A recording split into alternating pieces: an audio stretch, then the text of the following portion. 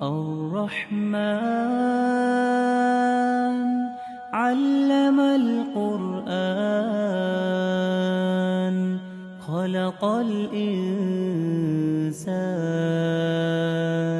علمه البيان الشمس والقمر بحسبان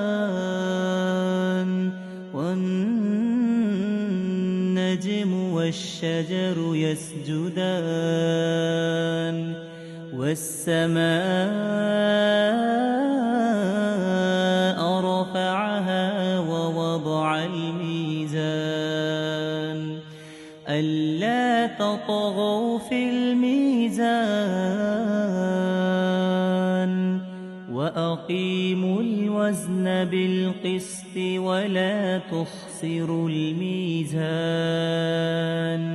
والأرض وضعها للأنام فيها فاكهة